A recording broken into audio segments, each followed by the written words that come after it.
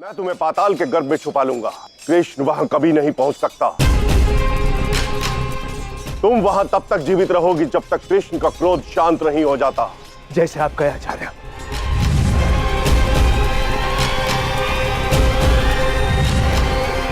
नहीं शुक्राचार्य, आप अपनी शक्ति का प्रयोग नहीं कर पाएंगे।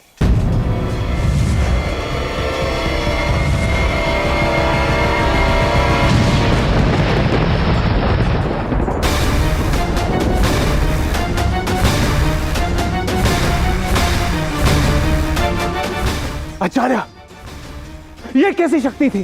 ज्ञात नहीं, परंतु इससे हमें कोई हानि नहीं पहुंची है।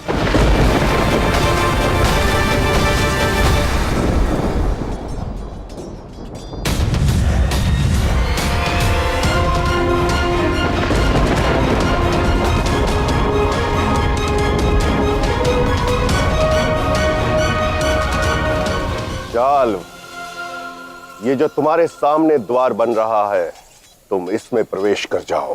तुम सुरक्षित स्थान पर पहुंच जाओगे।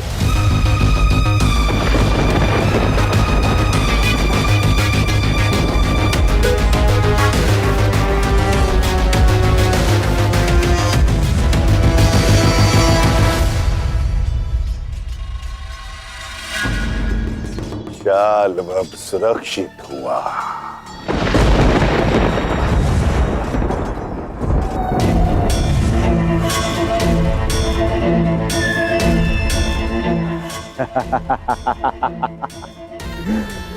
अद्भुत आचार्य, अद्भुत।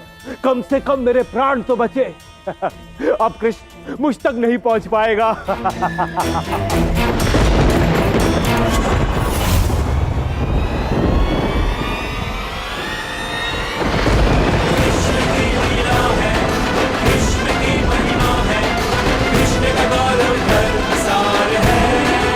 शुक्राचार्य ने तो मुझे सुरक्षित स्थान पर लौटाया था। मैं तो पुनः वापस वहीं लौट आया। ये कैसे संभव है? तुम्हें क्या लगता है शाल, शलास्त्र का उपयोग केवल शुक्राचार्य कर सकते हैं, राधा नहीं कर सकते?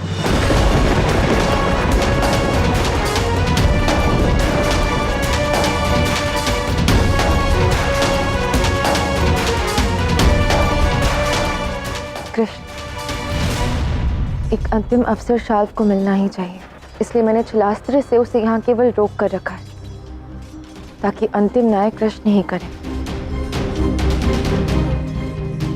जैसी सखी की इच्छा।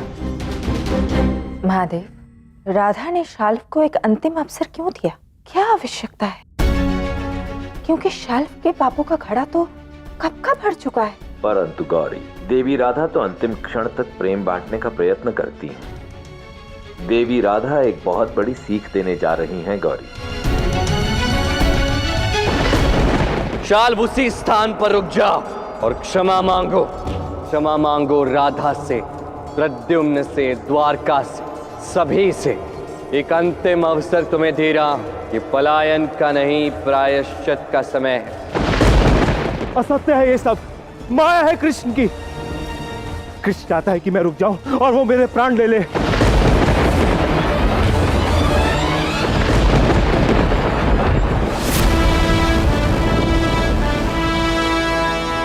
अपने पापों से कोई नहीं भाग सकता शाल।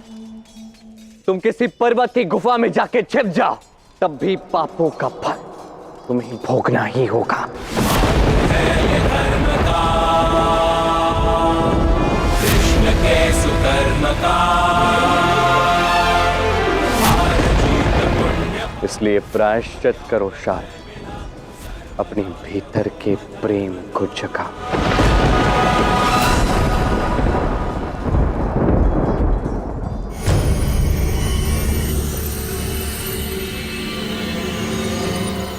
कृष्ण, सुन रहे हो ना मुझे? अपने पाप यदि हमें सताते हैं तो हम भय से भागते हैं, और यदि यही पाप प्रायश्चित रूपी प्रेम में परिवर्तित हो जाए तो हम रुककर क्षमा मांगते हैं। देखते हैं शाल्व क्या करता है, वो रुकता है या भागता है। और यदि भागा तो क्या रहा था? तो न्याय कृष्ण का होगा।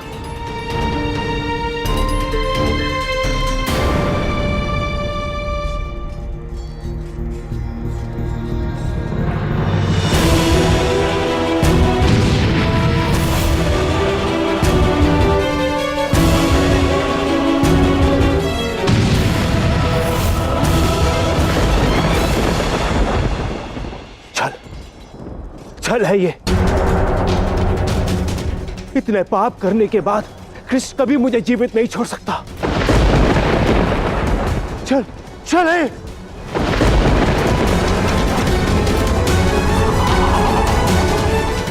अब और अवसर मत दो कृष्ण, अब न्याय करो।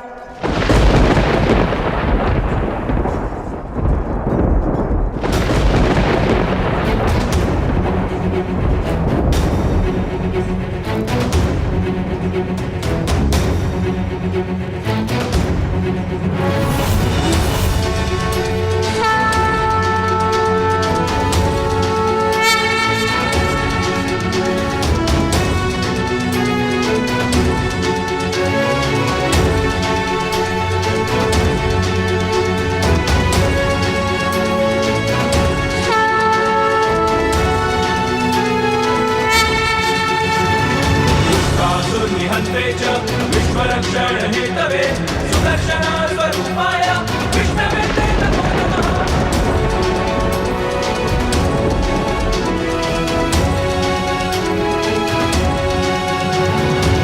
कासुर्निहन्त्रे च विश्वरक्षणहेतवे सुदर्शनस्वरूपाय विष्णवे ते नमो नमः।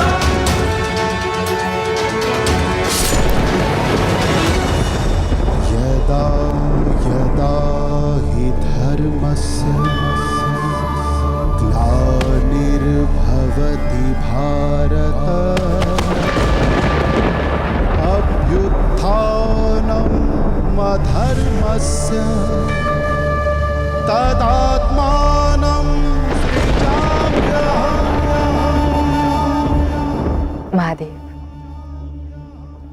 राधा कृष्ण ने आज एक नए उदाहरण की स्थापना की है कि अंतिम क्षण तक व्यक्ति बदल सकता है, कितना भी पाप क्यों ना किया है। यदि इस क्षण में मन में प्रेम जगा हो तो जीवन का प्रवाह बदल सकता है। बुराई से अच्छाई की ओर, द्वेष से प्रेम की ओर बह सकता है। राधा ने इसीलिए शाल्व को एक अंतिम अवसर दिया, किंतु शाल्व ने उस अवसर का उचित उपयोग नहीं कर पाया। और संसार में ये उदाहरण सिद्ध है कि जीवन में चाहे कितनी भी देर क्यों ना हो जाए, यदि मन में प्रेम जगाने का एक अवसर हो तो प्रेम जगाना ही चाहिए।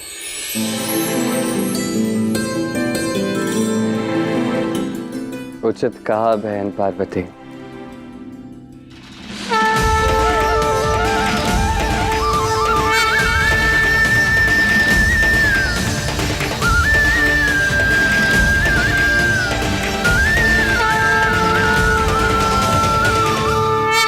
प्रणाम भ्राता। प्रणाम बहन। आप स्वयं ही चले आए। अब बहन ने इतनी प्रशंसा कर दी तो आना ही पड़ा। और वैसे भी मेरी बहन ने अत्यंत उचित बात कही। ये मेरा वचन है, हर व्यक्ति को अंतिम क्षण में एक अवसर प्रदान होगा मेरी ओर से। और यदि वो व्यक्ति अपने हृदय में प्रेम जगाता है, यदि द्वेष का मार्ग छोड़कर वो प्रेम के मार्ग पर आता है, तो मैं उसकी सहायता करूंगा, मैं उस व्यक्ति के निकट आऊंगा। ऐसे क्षण में महादेव तो ध्यानस्थ हैं, अपने भक्त से भेंट नहीं करेंगे?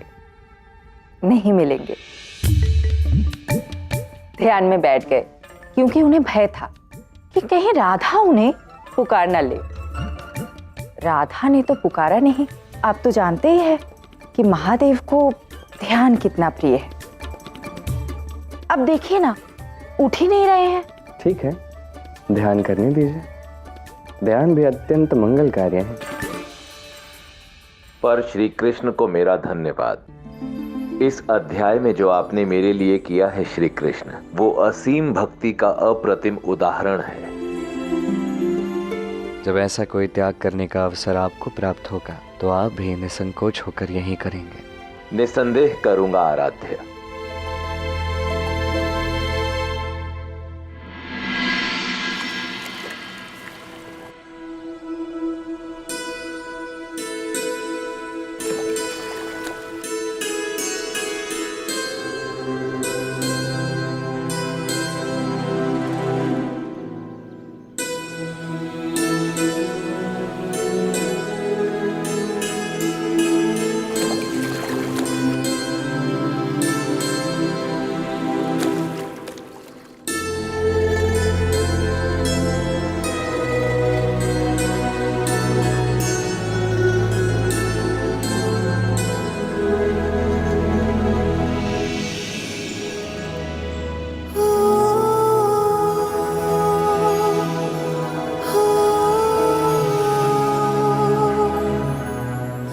देखो, आज राधा प्रसन्न है तो ये प्रकृति प्रसन्न है। बस कमी है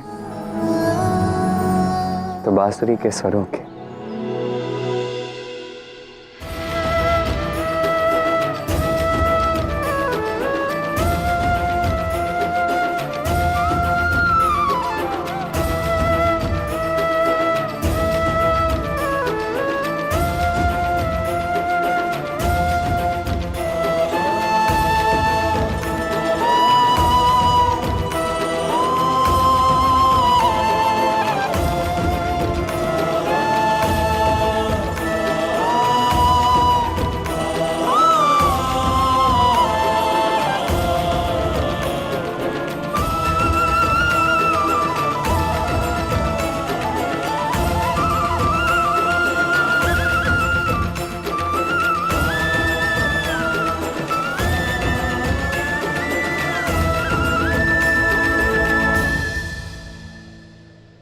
क्या सोच रही हो राधे?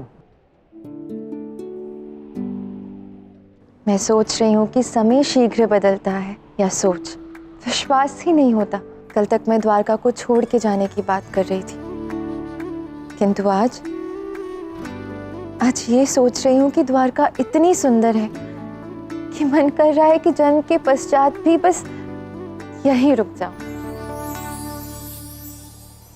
इसके अनुसार तो सोच समय से पूर्व बदलती है।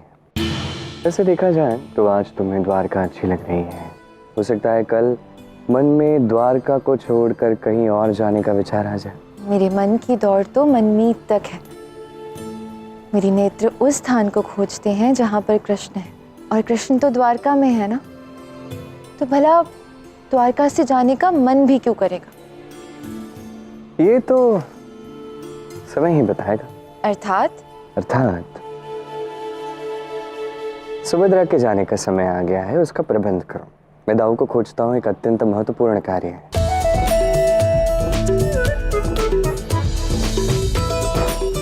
कृष्ण ने ऐसा क्यों कहा कि समय ही बताएगा?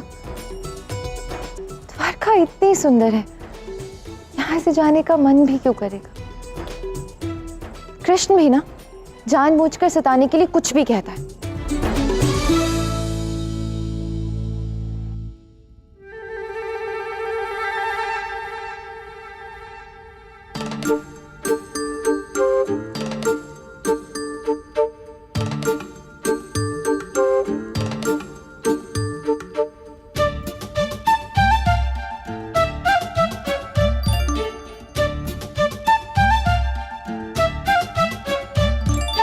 देवा जी, हम क्या कर रहे हैं? जो आप ढूंढ रही हैं उसे ढूंढने में आपकी सहायता कर रहा हूँ। आपको क्या था मैं क्या ढूंढ रही हूँ? मुझे पता है, दाऊ के अतिरिक्त किसी और को ढूंढने की आवश्यकता ही कहाँ पड़ती है, नहीं? सत्य कहा। पर उन्हें ढूंढ क्यों रही हैं? अच्छा है ना, कहीं छिपे हुए हैं तो कितनी शांति है। देखिए, मैं यहाँ इतनी उदास हूँ और आपको उपहास सूझ रहा है। अरे द्वारका में विजय उत्सव हो रहा है, तो बलराम जी कल रात से चिंतित। मैंने उनसे कहा भी कि कृष्ण से बात कीजिए, परंतु उन्होंने कहा कि मैं आपसे बात नहीं करनी। फिर तो समस्या अत्यंत गंभीर प्रतीत हो रही है। वही तो, आज भोर से कहीं दिखाई भी नहीं दे रहे। आप ही कुछ कीजिए। हाँ, क्यों नहीं। भाभी जी का आदेश है, अवश्य पूर्ण होगा। मुझे पता नहीं आपके छिपने का कारण क्या है दाऊ। मुझे इतना पता है कि आप कहाँ मिलेंगे।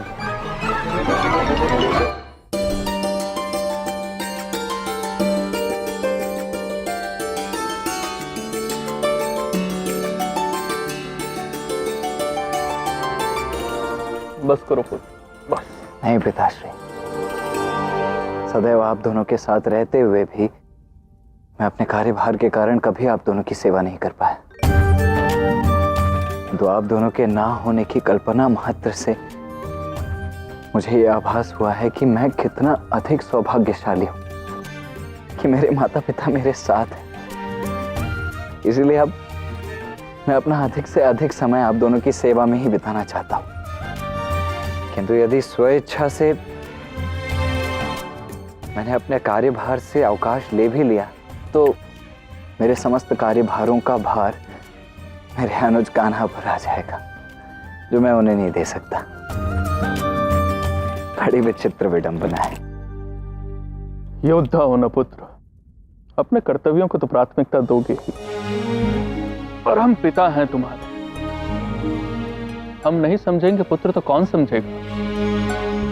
वैसे समझ तो अनुज भी सकता है, यदि बड़े भाई उसे कुछ बताएं। वैसे कौन सी बात है जो योद्धा कह नहीं सकते और पिता समझ सकते हैं? ऐसी कोई भी बात नहीं है कान। ऐसा कुछ नहीं है? ठीक है, तो आप सेवा कीजिए, मैं चलता हूँ, आज्ञा दीजिए। रुको कृष्ण पुत्र, हमें बलराम के विषय में आपसे कुछ बात करनी है। पुत्र, हमें लगता है कि निरंतर चले इन युद्धों के कारण बलराम थक गया है और समस्त राज्य का कार्यभार भी यही संभालता है। ऐसे में यदि इसे तनिक विश्राम मिल जाए तो मेरी दृष्टि में ये उचित होगा पुत्र। पिताश्री, मुझे नहीं लगता कि ऐसा कुछ होगा। यदि ऐसा होता तो दाऊ मुझे भी तो ये बात बता सकते थे।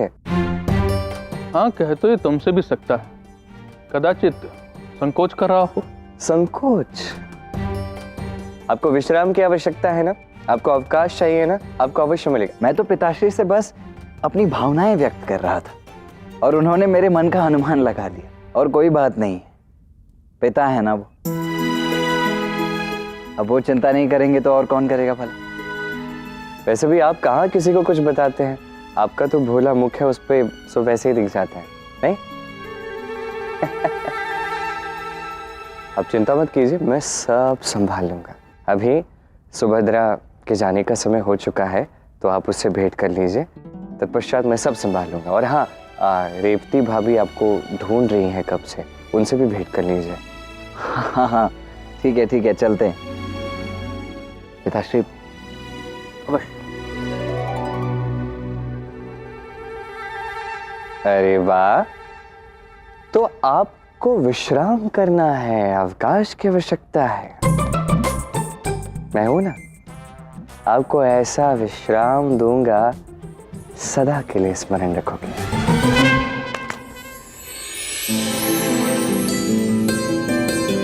सुभद्रा,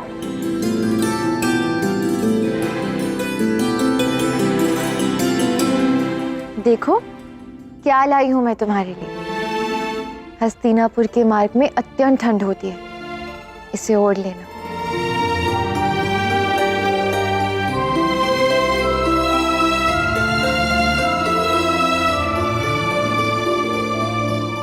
क्या हुआ, मन में कुछ है? हाँ राधा, अपराध बोध है। राधा, तुम्हारा मन कितना निश्चल है, सबके लिए कितना अथाह प्रेम है। मैंने तुम्हें कितना कुछ कहा, फिर भी तुम्हें मेरी चिंता है। मुझे लगा कृष्ण को तुम कदाचित समझ नहीं पाई हो, पर समझ तो मैं नहीं पाई थी राधा। कृष्ण को, तुम्हें, तुम्हारे प्रेम को, और ना जाने क्या कह बैठी। मुझे क्षमा कर दो राधा। सुभद्रा, तुम मेरी बहन जैसी हो, और बहनों के मध्य तो छोटी मोटी बातें होती रहती है ना। रिश्तों में अच्छे बुरे बोल बोले जाते हैं, इसे मन पे नहीं लेते। चलो अश्रु पहुंचो, रोना बंद करो। पोछ तो मेरे मन की कालिक को दिया है तुम्हारे प्रेम ने राधा, और वही आंसू के रूप में बाहर निकल रहे हैं। विश्वास हो गया है मुझे कि कृष्ण को कोई सबसे अच्छे से समझ सकता है, तो वो तुम हो राधा।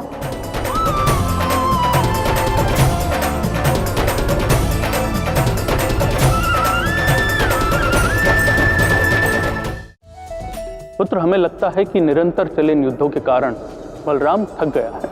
मेरा विचार है कि बलराम को तनिक विश्राम देना ही चाहिए।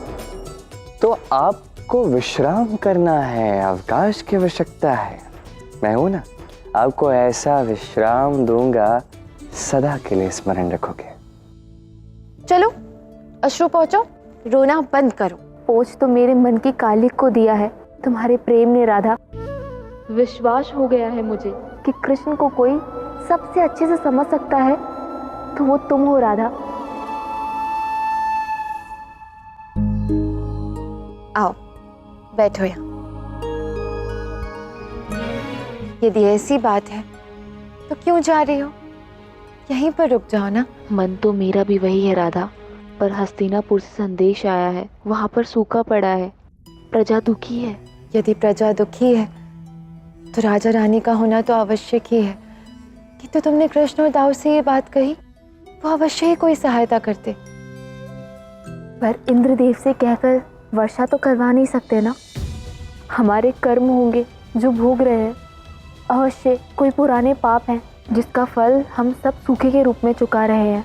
किंतु सुभद्रा, कर्मफल कितना भी कठोर क्यों ना हो, समय कटने के पश्चात वो शुभ हो जाता है और दुख सदैव थोड़ी ना रहता है।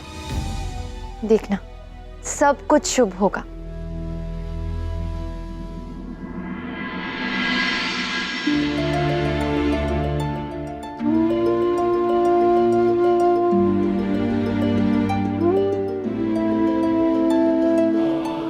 अपना ध्यान रखना बहना। अब जिसके साथ बलराम दाऊ है उसे अपना ध्यान रखने की क्या आवश्यकता है? हाँ ये तो है, पर मैं तो यहाँ द्वारका में हूँ और ये हस्तिनापुर जा रही है, फिर हम साथ कैसे? अरे अभी तो आपने कहा कि आपको अवकाश की आवश्यकता है, तो बहन के साथ हस्तिनापुर में जाना इससे श्रेष्ठ अवकाश और क्या हो सकता है दाऊ? फिर से कहीं फंसा तो नहीं रहा है ये गाना? नहीं नहीं नहीं, मैं इसकी बातों में नहीं आऊंगा। कुछ सोच रहे हैं आप? नहीं कुछ भी नहीं। ऐसी क्या थकान हो सकती है मुझे कि मुझे अवकाश की आवश्यकता पड़े हैं? दाऊ, कृष्ण उचित ही तो कह रहा है ना। आपके लिए और सुभद्रा के लिए कितना अच्छा होगा। आपको अवकाश भी मिल जाएगा, इतना बड़ा युद्ध हुआ है, और सुभद्रा को आपकी सहायता भी मिल जाएगी, और बहन के साथ कुछ समय साथ में व्यतीत भी कर लेंगे। दाऊ को कष्ट क्यों? वहां तो सूखा भी पड़ा है। क्या हस्तिनापुर में सूखा है? अब तो बड़े भाई को सहायता के लिए जाना ही होगा दाऊ, अब तो और कोई विकल्प नहीं। अरे तो मैं वहां जाकर क्या करूंगा? अर्थात उचित कह रहा है ये, किंतु अब मैं भी वहां जाकर क्या ही कर लूंगा? वहां वर्षा बनकर थोड़ी ना बरस सकता हूं मैं, क्यों?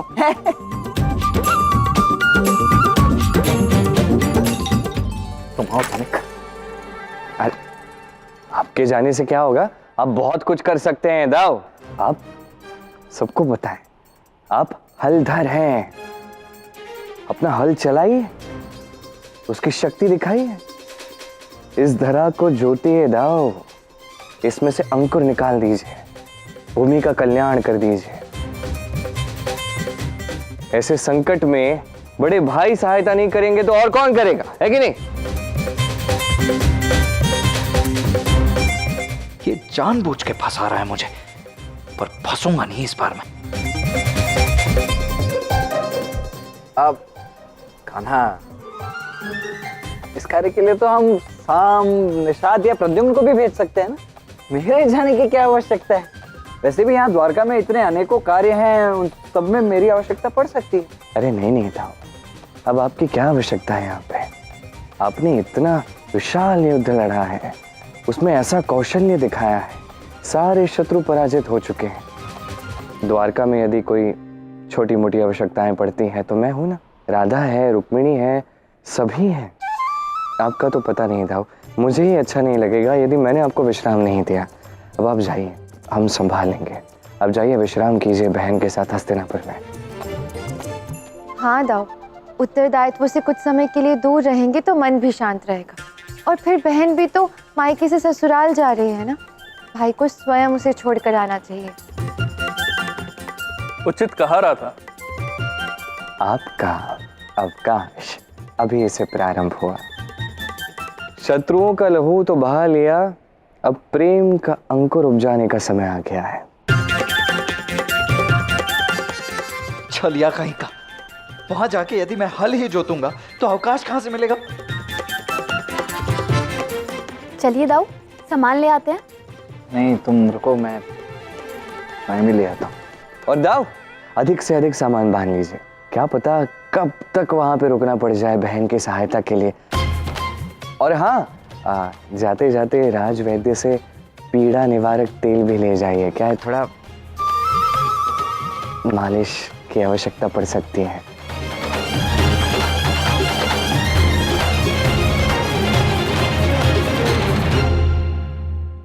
बोलना। क्या हुआ? तुम कुछ कहना चाहते हो? हाँ, ये शाम में ना कुछ कहना चाहता हूँ। हाँ मैम, पिताश्री, हम कह रहे थे कि युद्ध लड़ते लड़ते हम बहुत थक चुके हैं, तो भ्राता प्रद्युम्न ने अब आगे कहीं। हाँ, मैं तुम्हारी सहायता करता हूँ। पिताश्री थक तो चुके हैं, और ये शाम है ना, शाम कह रहा था कि हम सबको अवकाश ले लेना चाहिए। काकाश्री, पिताश्री अपने मार्ग पे चले जाएंगे और हम आश्रम के मार्ग पे चले जाएंगे। हाँ, आश्रम जाए ना? क्यों नहीं, अवश्य। एक बड़े युद्ध में विजय प्राप्त करने के पश्चात अवकाश पर अधिकार सभी का है। किंतु यहाँ द्वारका में भी ध्यान रखने के लिए कोई नहीं है, पूरा भार आप पे ही पड़ जाएगा। मैं सब संभाल लूंगा, चिंता की कोई बात नहीं। चलो, मैं तुम सबकी यात्रा के प्रबंध में सहायता कर देती हूँ।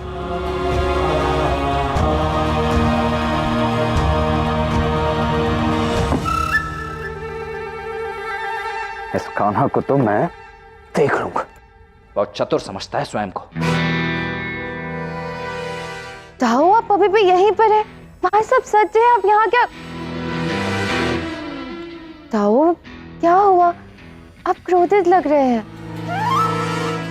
क्योंकि उस कान्हा ने फंसाया है मुझे, राधा। अरे मैं क्या कोई अकाल भगाने का मंत्र जानता हूँ क्या? ताऊ ताऊ, किंतु कृष्ण आपको क्यों फंसाएगा? वो तो सुभद्रा की सहायता कर रहा है ना। अरे सहायता करना चाहता है तो स्वयं जाए ना। मैं वहां जाकर क्या करूंगा? उस भूमि पर हल जोतूं तब तक जब तक उस भूमि पर अंकुर ना फूटे। राधा, अकाल पड़ा है वहां, अकाल। उस भूमि पर अंकुर तब तक नहीं फूटेंगे जब तक वहां जल नहीं होगा। कान्हा को किसी ऐसे ज्ञानी विशेषज्ञ को भेजना चाहिए जो उस भूमि पर जल की खोज कर सके। एक योद्धा को भेज रहा है। देखो, मैं मना नहीं कर सकता, किंतु तुम ही बताओ, मैं क्या वहां उस भूमि से युद्ध करूंगा जब तक वो मुझे जल ना दे? कहां मैं अवकाश चाहता था अपने माता पिता की सेवा के लिए, अपने परिवार के साथ समय बिताने के लिए, और कान्हा कहां भेज रहा है मुझे? बात तो आप उचित कह रहे हैं। मुझे तो लगा था कि कृष्ण उचित कर रहा है, किंतु आपकी बात सुनकर ऐसा लग रहा है कि आप ही उचित कह रहे हैं। यही तो मैं समझा रहा हूं सभी को, किंतु कोई समझता ही नहीं है। और शत्रु होता तो लड़ लेते, सूखे से कैसे लड़ेंगे आप? तुम तो समझ रही हो ना। हाँ दाऊ, आप चिंता मत कीजिए, मैं कृष्ण से बात करती हूँ, वही कुछ करेगा। किंतु राधा, कान्हा से जाकर कहना कि दाऊ अत्यंत अत्यंत क्रोध में थे, और यदि उसने कुछ नहीं किया ना तो उसकी पिटाई भी हो सकती है। आप चिंता मत कीजिए, अपने क्रोध पर नियंत्रण साधिए।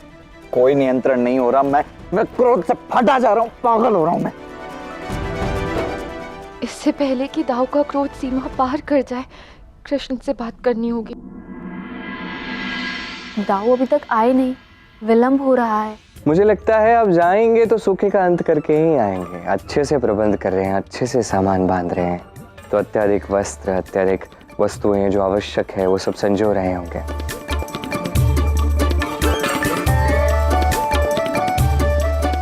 क्षमा करिए, आने में थोड़ा विलंब हो गया।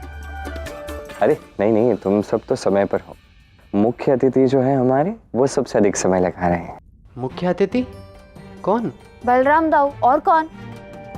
परंतु पिताश्री तो सबसे पहले चले गए थे, तो फिर उन्हें इतना समय क्यों लग रहा है?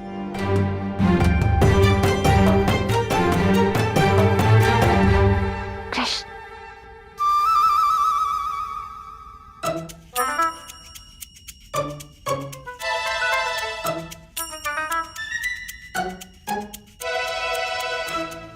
अच्छा, आप सब यहीं रुकिए, मैं ही जाकर दाऊ को लेकर आता।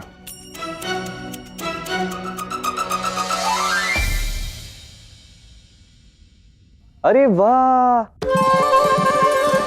इतना सुंदर पुष्प है। आओ, तुम्हारे केशों में लगा देता। क्या कर रहे हो तुम? सब समझ रही हूँ मैं। तुम भली भांति जानते हो कि मैं कुछ कहना चाह रही हूँ, इसलिए मुझे कुछ कहने नहीं दे रहे हो तुम। कृष्ण का इतना साहस कि वो राधा की बात न सुने, ऐसा कभी हो सकता है? कहो तुम्हें क्या कहना है? तुम जानते थे ना कि दाऊ का मन नहीं है, क्यों फंसा रहे हो उन्हें? मुझे कैसे पता होगा? दाऊ ने मुझे कुछ बताया नहीं। दाऊ ने पिताश्री को बताया और पिताश्री से मुझे ऐसे ही ज्ञात हो गया। अच्छा, तो ये बात उन्होंने सबसे पूर्व तुम्हें नहीं बताई ना, इसलिए तुम्हारा अहंकार आहत हो गया है, इसलिए परेशान करो ना उन्हें। कृष्ण, अभी इसी क्षण इस समस्या का तोड़ निकालो। मैं क्यों तोड़ निकालूं? दाऊ ने मुझे कुछ नहीं बताया है। उन्हें मुझे बात बताने में संकोच था। बालपन से लेके आज तक हर एक रहस्य मैंने दाऊ को बताया, दाऊ ने मुझे बताया। तो अब ये सब करना ये तो अनुचित है ना। देखो कृष्ण, तुम ठीक है, मैं हल निकालता हूँ, पर मेरी एक शर्त है। दाऊ इस क्षण के पश्चात कभी मुझसे संकोच नहीं करेंगे। उन्हें आके मुझसे क्षमा मांगनी होगी, तत्पश्चात वचन देना होगा कि वो कभी मुझसे संकोच नहीं करेंगे। तत्पश्चात मैं हल निकालूंगा। जाके बता देना दाऊ को। बड़ी विचित्र समस्या है, संदेश वाहक बनाकर रख दिया है मुझे। तुम स्वयं जाकर क्यों नहीं बोलते? क्यों? दाऊ ने स्वयं आके मुझसे कहा? नहीं, उन्होंने तुम्हें समस्या बताई, तुमने आके शिकायत की, तो मैं तुम्हें हल बता रहा हूँ, तुम जाके उन्हें बता देना। चक्की के दो पातों के मध्य फंसा के रख दिया है मुझे।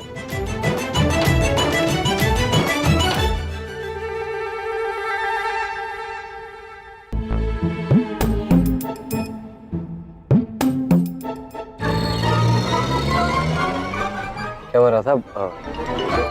क्या कहा कानन? दाऊ, आपने अपने मन की व्यथा उससे ना बांटकर बाबा से बांटी ना, इसलिए उसका मन ना अत्यंत आहत हो गया है। इसलिए उसने कहा है कि वो आपकी समस्या का ना एक ही शर्त पर हल करेगा, कि आप उससे स्वयं जाकर क्षमा मांगे और फिर से कभी संकोच ना करे उस पर, ये वचन दे उसे। अच्छा, मैं क्यों क्षमा मांगू उससे? अरे उसके कार्य ही कुछ ऐसे हैं कि व्यक्ति को संकोच होता है। अरे कब हंसी का पात्र बना दे, कब उपहास कर दे सबके समक्ष, कोई जानता है इस बात को? उसकी किसी भी बात का कब क्या कहां कौन सा अर्थ होता है, कहीं स्पष्ट रूप से कहता है वो? मैं कुछ नहीं कहने वाला। मुझे ना आप दोनों के मध्य पड़ना ही नहीं चाहिए था। जो भी हो रहा था, जाकर कह दो उस माखन चोर से कि मैं हल जोतने वहां हस्तिनापुर चला अवश्य जाऊंगा, किंतु उससे पूर्व 100% कान्हा की पिटाई करके जाऊंगा।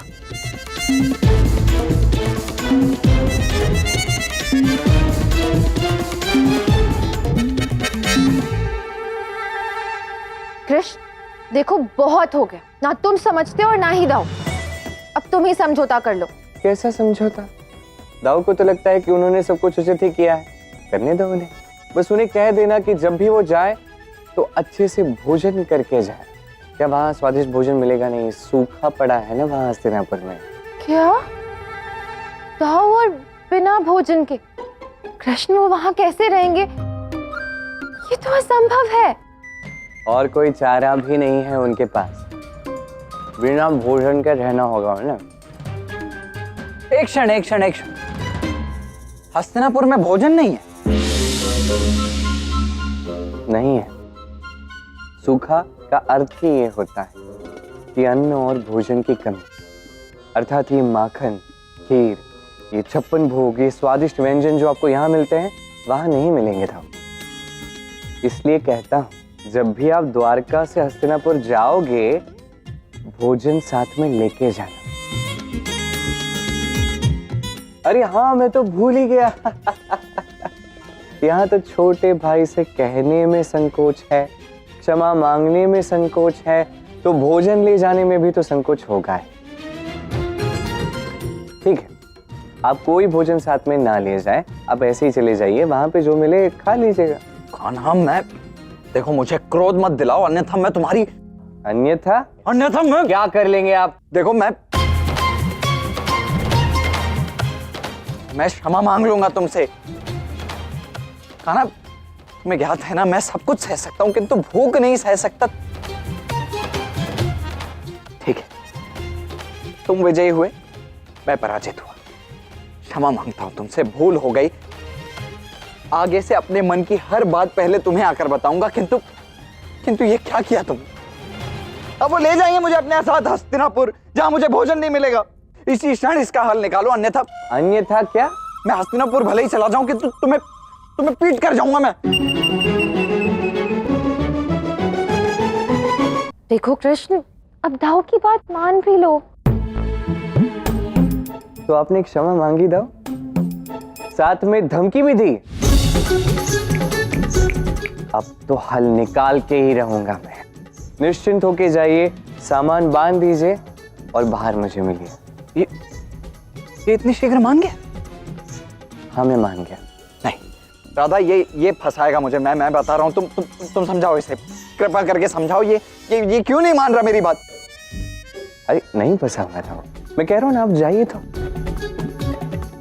आप ऐसे ही जाइए और एक मुस्कान लेके आप जाइए। राधा जाइए जाइए। कृष्ण देखो, अब दाऊ के साथ ना कोई खिलवाड़ नहीं, अन्यथा मुझसे बुरा कोई नहीं होगा। सखी की इच्छा मेरे लिए आदेश।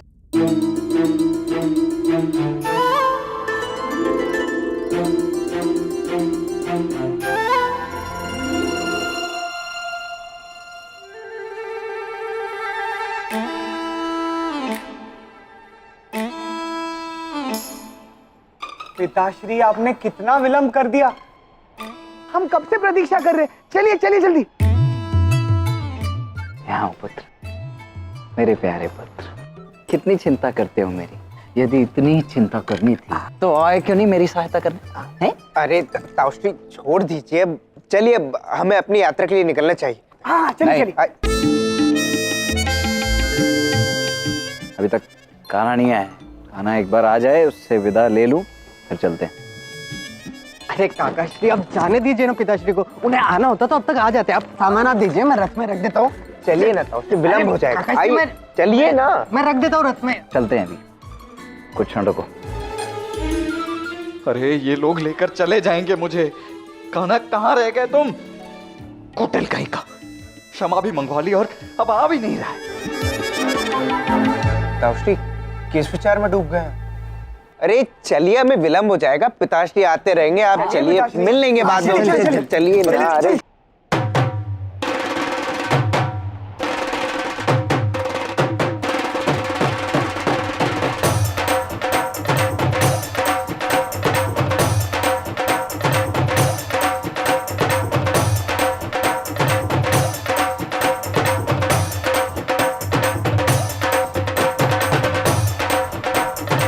ये क्या हो रहा है?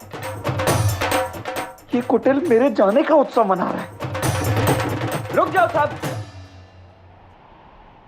क्यों नाच रहे हो तुम सब? क्या हुआ ऐसा? क्योंकि आज कुछ ऐसा हुआ है जो बरसों में कभी नहीं हुआ।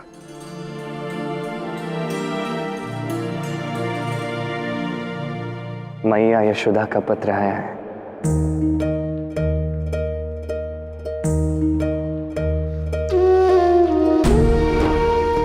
मैया यशोदा,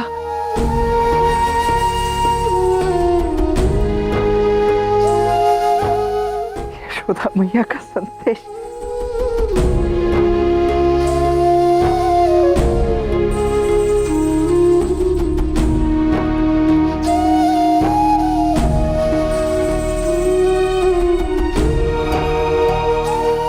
मैं नहीं पढ़ पाऊंगा कान्हा। मेरी आंखें, गला, मन सब कुछ भर गया है। कृपा करके तुम ये संदेश पढ़ो।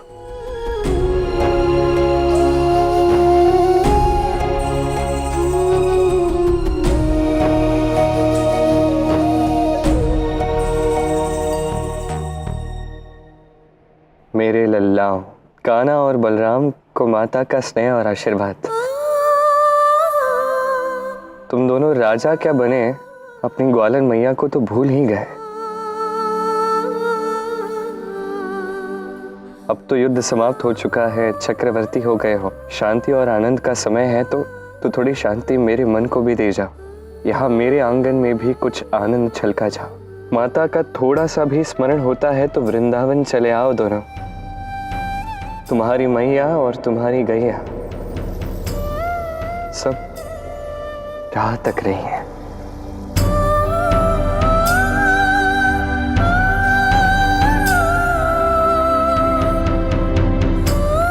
भाग्य देखिए, यशोदा मैया का संदेश आया है, हमें बुलाया है और मैं जा नहीं सकता।